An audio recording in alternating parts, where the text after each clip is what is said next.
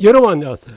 자, 오늘 얘기는요. 전편에 이어서 조심스럽고 또 조심스럽지만 해야 되는 내용인 것 같습니다. 자, 오늘 타이틀이 좀 거시기하죠? 정보도 농학에도 없는 50년 농부도 모르는 지금까지 어떤 농업 교육에도 없는 새로운 농업 기술입니다. 자, 농업 종류 이거에 대해서 제가 이제 한번 수십 번 얘기하는데요. 누구나 아시는 화학농, 친환경농, 유기농이 있다라는 건 누구나 아실 겁니다. 그리고 이제 수천 년 전통농업, 그리고 자연농이라고 하는 최근에 보면 이제 인공팜이라 해서 인공농이 나왔지 않습니까? 농업 종류가 아마 이렇게 나누는 게 맞지 않나는 저희 의견을 말씀드렸습니다. 그리고 지금 농업기술의 우리 화학농이나 친환경, 유기농, 자연농에도 또 변화가 있습니다. 그 안에서 보면 이제 2그룹, 3그룹, 4그룹, 5그룹으로 나눠야 될 정도로 농사 기술이 다양해졌다 하는 게 저희 생각입니다. 뭐 인공농은 1그룹이고요. 이게 수십 가지 더 나눈다면 수백 가지 나눌 정도로 아마 농사 기술이 굉장히 변화했고 다이나믹하게 이제 정밀화되고 있다라고 하는 의견을 이제 앞서도 이제 몇 번 했습니다.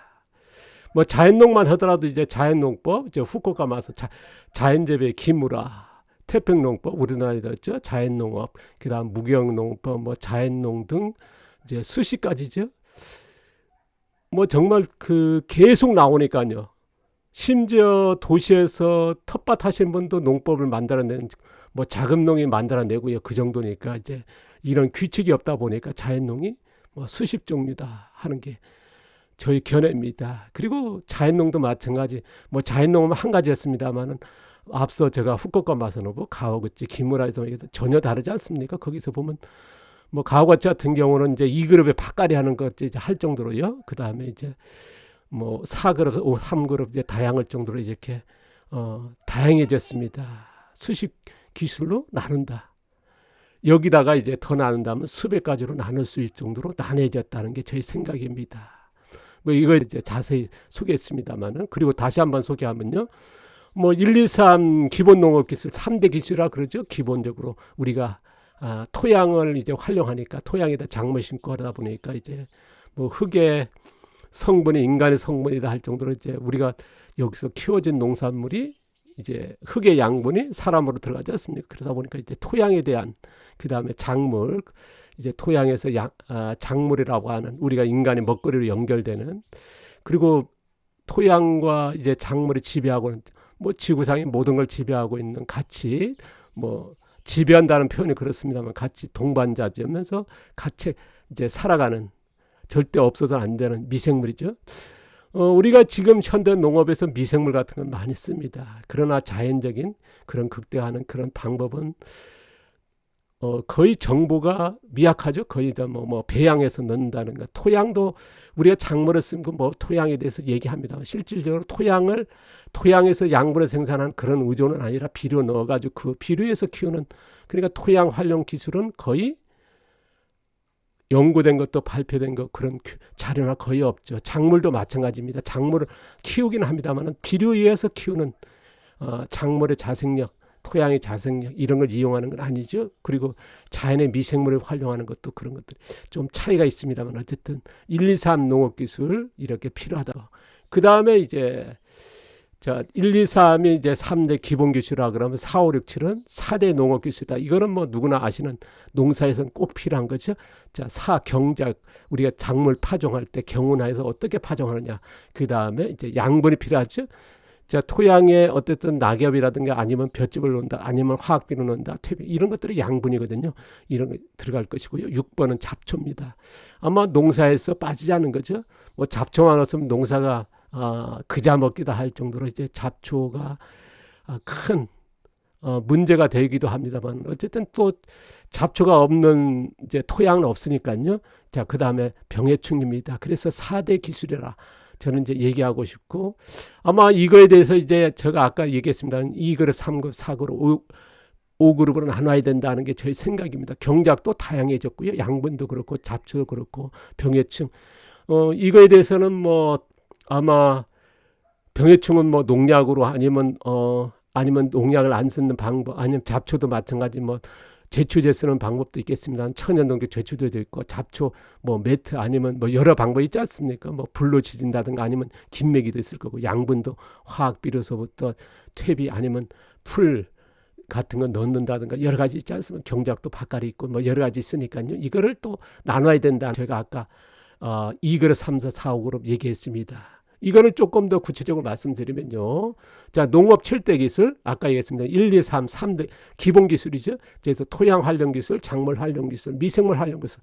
토양과 작물, 미생물 활용인다 많은 얘기지만 실질적으로 우리가 이제 기본적인 토양의 자생력이랄까, 작물의 자생력, 그 다음에 미생물이 가져 있는 자연의 그런 자생력으로 활용하는 이런 쪽은 기술은 거의 안 나와 있거든요.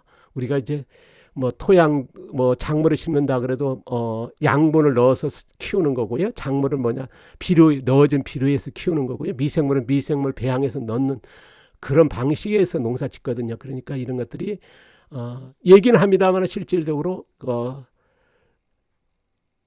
나와 있지 않다. 거의 자료가 찾아보면 미미합니다. 기초적인 것도 벗어나지는 못했거든요. 이게 실제적인 저의 의견입니다만은 그렇지 않다 하신 분도 계실 겁니다만은 그리고 4대 기술 아까도 있으면 경작, 5 양분, 6 잡초, 병해충 여기서 이제 나누자는 거거든요. 아까 얘기했습니다. 2그룹, 3그룹, 4그룹, 5그룹 나누자. 그러면 경작에서 2그룹 같은 경우 전병경은 밭갈이 완전히 하고 하시는 분이 많지 않습니까?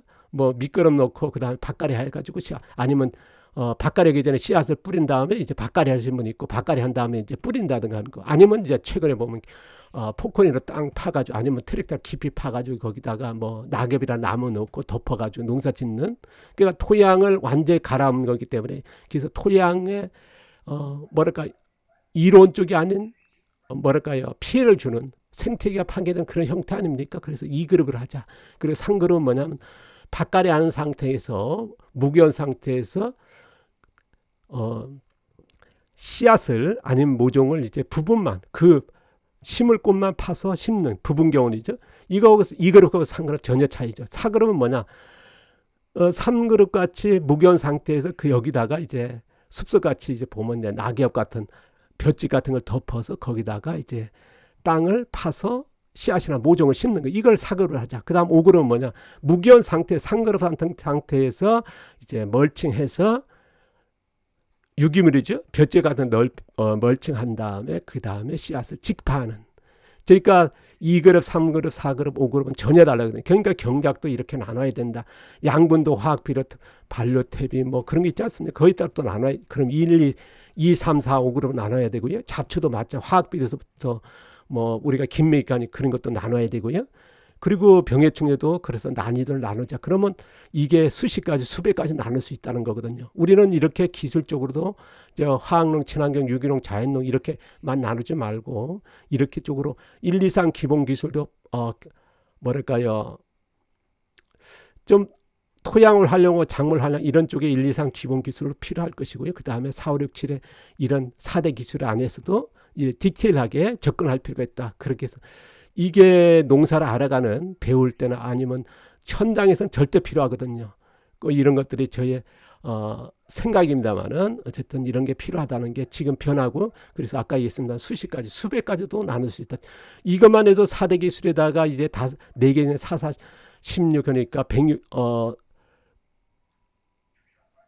4개 시간입니까? 그러면 이제 4개니까 4, 4, 16 16개로 나누고 거기다가 이제 또 나눌 수 있거든요. 그러면 이제 어쨌든 수십 가지는 아니더라도 16가지 정도는 기본적으로 나누고 거기다가 더 나누려면 뭐 더 나눌 수 있겠죠. 그거는 이제 농가에 따라 최소한도 일해야 된다는 게 저희 생각입니다. 그리고 지금 또 하나 이제 변화가 뭐냐면 작물 재배 기간 변화입니다. 뭐냐 그러면 수천년 전통 농업에서의 전통 재배.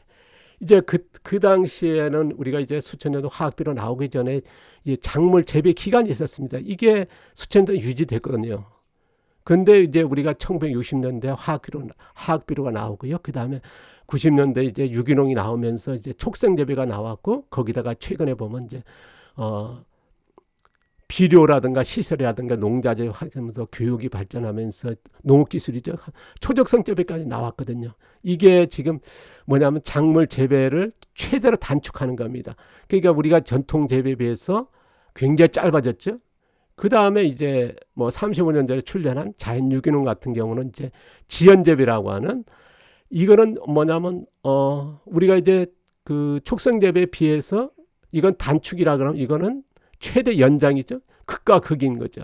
그러니까 우리가 이렇게 나눠보지는 없거든요. 그러니까 우리가 수천의 전통 농업의 작물 재배 기간이라고 하는 거는 그렇게 나눌 필요는 없었습니다만, 최근에 보면 이제 우리가 화학비료 나오고 유기농이 나오면서 촉성 재배, 초적 재배 같지 않습니까?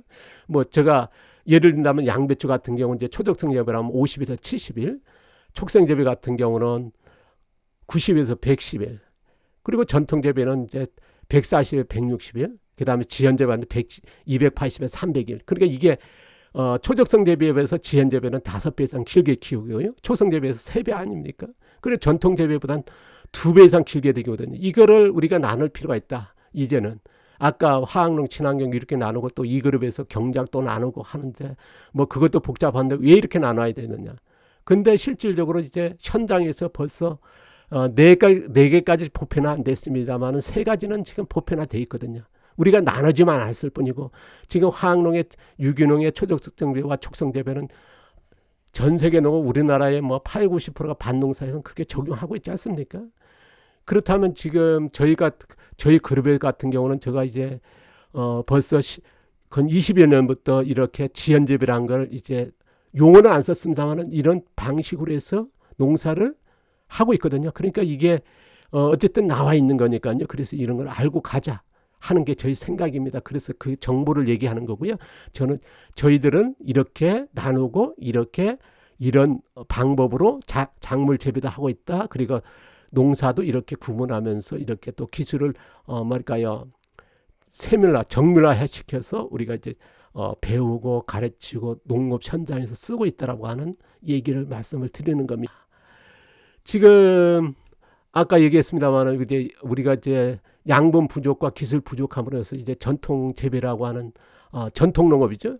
이게 지역에 따라 참 차이가 있습니다. 왜냐하면 토양에 뭡니까 이제 강에 뭐 범람해가 했을 그쪽에는 뭐 유기물이 워낙 많으니까 이제 좀 빨랐고요. 양분이 그렇지 않고 우리가 이제 소나무가 많은 지역이라든가 산간이라든가 뭐 그런 전혀 다르거든요. 그에 따라서 작물 재배 기간은 유지됐습니다. 수천 년 동안요. 그리고 이제 화학비료가 나오고 이제 품종 개량되고 이제 농기계란 시설하면서 이제 농업 교육이 뭐 연구된 게 하다 보니까 촉성 재배, 그 다음에 초적성가 왔지 않습니까? 그래서 최대 빠르게 키우는 단기간에 재배하는데 성공했지 않습니까? 이게 뭐 점점 당겨지고 있으니까요. 그 다음에 이제 토양에서 생산한 양분에서 최대한 의존하고 작물에 의존하는 겁니다.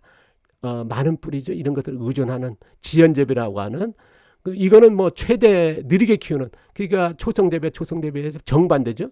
초성 재배가 이제 최대 빠르게 키우는 단기간 재배에 맞춰 있다 그러면 이거는 최단으로 장기간 재배하는 방식입니다. 극과 극입니다만 이걸 따라 할지 안 할지는 모르겠습니다. 그래서 제가 색깔을 달리 했는데요. 저는 어쨌든 제가 이제 이 유튜브 안에서 제가 카페 블로그는 제가 어떻게 농사 짓고 있다고 하는 거를 공개하고 있으니까 여러분이 참고만 하시고요. 이거는 뭐 틀렸다 맞았다 보는 어쨌든 이렇게 가고 있더라는 거, 저희들은요, 저는 이렇게 하고 있다는 거, 이걸 공개합니다. 자, 현대농업, 농업 종류, 농업 기술 변화. 아까도 얘기했습니다만 이제 화학농, 친환경, 유기농, 자연농, 그 다음에 인공농 나누고 거기다가 2그룹, 3그룹 나눠야 된다. 이것도 복잡했죠. 경작에서 몇 그룹, 양분에서 몇 그룹, 그 다음에 뭐 잡초에서 병해충에서 몇 그룹 나누자. 그런 2, 3, 4, 5그룹 나누자는 말씀 했지 않습니까? 또 1, 2, 3 그룹이 있었고요. 여기에서 더 나누자는 거거든요. 나누자는 표현이 그렇습니다. 어쨌든 작물 재배 기간이 기술이 달라졌다. 왜냐? 초적성 재배와 촉성 재배, 그 다음 전통 재배, 또 지연 재배까지 하고 있다라는 거. 앞으로 이게 전개될 뭐랄까요, 보급되고 많은 사람이 할지 안 할지는 모르겠습니다. 하지만은 알고 가면 좋겠죠.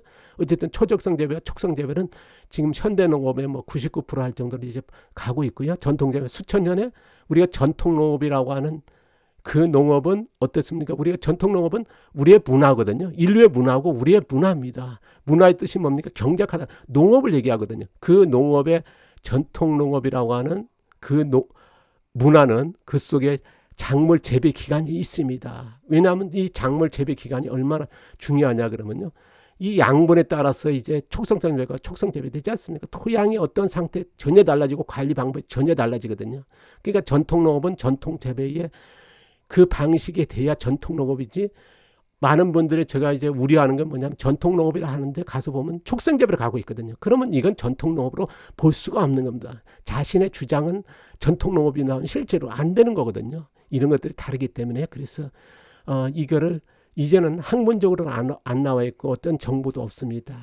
농업기관에도 나와 있지 않고요. 어떤 서적도 지금 한 번도 나와 있지 않는 정보도 있기 때문에 하지만은 이게 필요하다는 저희 의견이고 이거에 대해서 이제 계속 연결해서 얘기하며 어쨌든 지금 농업의 기술 변화는 분명히 있더라는 거. 그래서 뭐 전통 재배, 촉성 재배, 초적성 재배로 왔다는 거. 근데 극단적으로 이제 정반대적인 오래 키우는 장기 재배하는 지연 재배도 나와서 저희 그룹에서는 하고 있다는 거. 저는 이제 앞서 얘기했습니다. 23년 만에 이제 많이 아니고 24년째 이제는 이제 성공했다 발표해도 되겠다 해서 이제 지연 재배하는 양배추 원래 처음 성공이라고 하는 발표했지 않습니까? 벌써 이제 오랜 기간 해왔다는 거거든요. 23년째 성공을 했으니까요. 그 전부터 했으니까요. 그래서 이런 것들이 보급될지 안 할지 모르겠습니다. 어쨌든 간에 이렇게 작물 재배 기간 종류는 이렇게 4가지 정도는 구분해야 더 구분할 수도 있겠습니다. 어쨌든 지금 나와 있는 거는 이 4가지 정도는 구분하고 알고 가야 되고 이게 당연하다 봅니다. 뭐 이거를 무시할 거냐? 지금까지 무시했거든요. 하지만 현장에서는 이게 기술이 전혀 달라지거든요. 촉성 재배와 전통 재배에 그다음 지연 재배에 이런 양분이나 관리라든가 농사 방법이라든가 품질이 전혀 달라집니다. 그렇기 때문에 이걸 왜 안 할까? 저는 이제 그게 의문사할 정도거든요. 근데 지금의 농학이나 모든 농업에서는 농부들 만나도 이런 걸 안 나눕니다. 뭐 이런 거 얘기하면 약간의 비난하고 이제 왜 필요하냐 하신 분이 계실 정도니까요. 어쨌든 지금 나와 있다라는 거. 그래서 어쨌든 정보가 이렇게 나누지도 않고 종류별로 있다라는 것도 안 나누고 그냥 촉성 재배와 척성 재배 그거만 있구나 그거만 뭐 이걸까지 또 크게 또 신경도 안 씁니다. 빨리 키우는 게 뭐 그거에만 맞춰 있죠. 그래서 정보 부재라는 거. 그 다음에 대응하는 이제 현장 기술. 아까 대해서 전통 농업에 어떻게 작물 재배했던 그런 것들 연구도 안 돼 있으며 학문적으로 이건 분명히 나와 있어야 되거든요. 그리고 촉성재배, 촉성적 재배 창지만은 반대적인 이런 지연 재배도 이미 농가들이 하고 있더라는 거. 이런 것들 또 기술적으로 이제 어쨌든 공개되고 다양성은 소개돼야지 않습니까? 그런 게 안 돼 있거든요. 다행인 거는 제가 이렇게 4가지를 나누고 필요한지 안 한지 전편에 제가 1번 필요하다, 2번 필요 없다 해서 질문을 남겨봤습니다. 그러니까 뭐 거의 190명 정도 보시고 그 중에서 9분이 뭐 필요하다 라고 하는 그 의견을 주셨더라고요. 그래서 구독자 의견이 어쨌든 이런 실전적인 기술이 필요하다 또 이렇게 나눠야 된다는 의견을 주신 것에 대해서 감사합니다.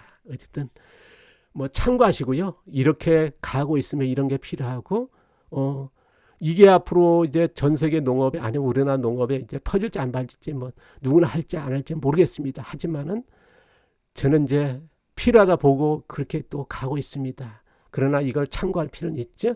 자, 얘기가 많이 길어졌습니다. 어쨌든 계속 연재해 나가도록 하겠습니다. 감사합니다. 고맙습니다.